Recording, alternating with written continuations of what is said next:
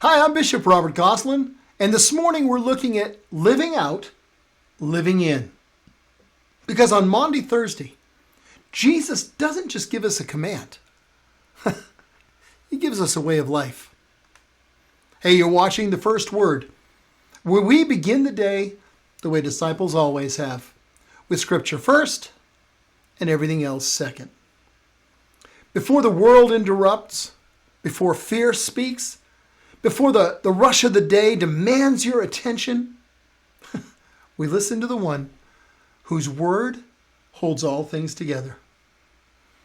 So take a breath, settle your mind, and let's begin with the first word.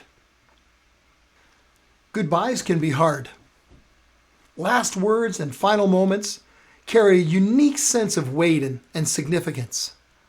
And today, on this Thursday of Holy Week, we remember one of the most meaningful last moments in all of Scripture, the Last Supper, and the new command Christ gave his disciples.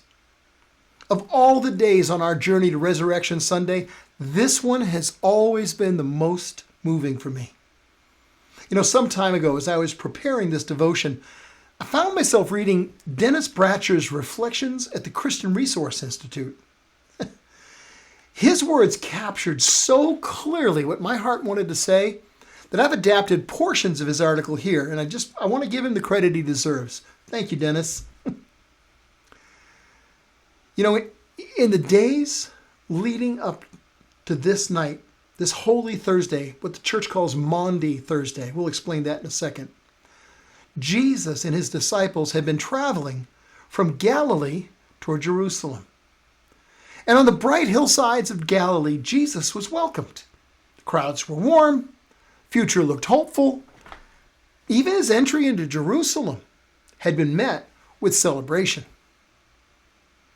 But inside the city, the tone shifted. The crowds grew cautious. The religious leaders grew hostile.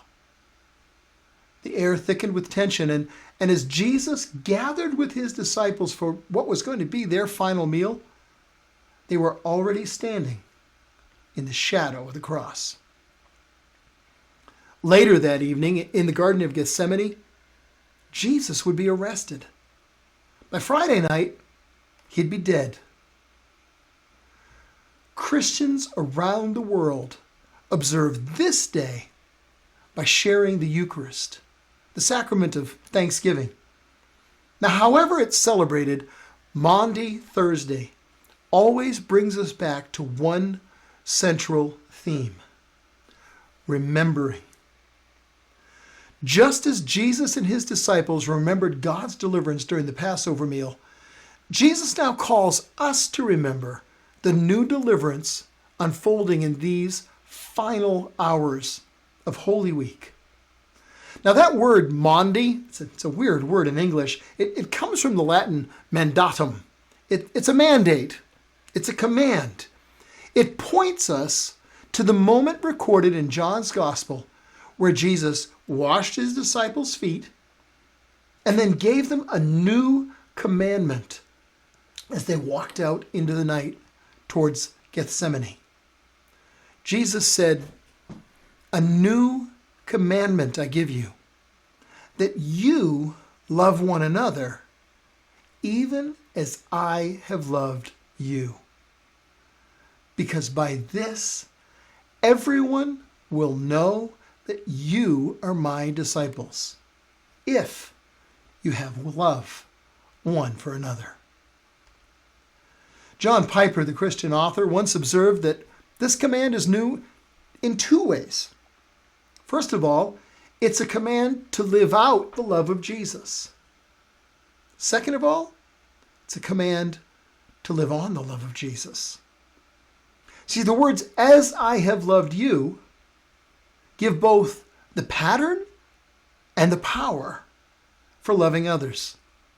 Never before had the command to love been tied to the example Jesus was about to give.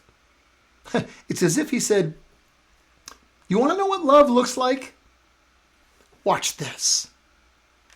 This is agape in action. Utterly self-giving. Utterly self-forgetting. And as we remember this holy night, we hold several scenes together. The Last Supper and the institution of the Eucharist.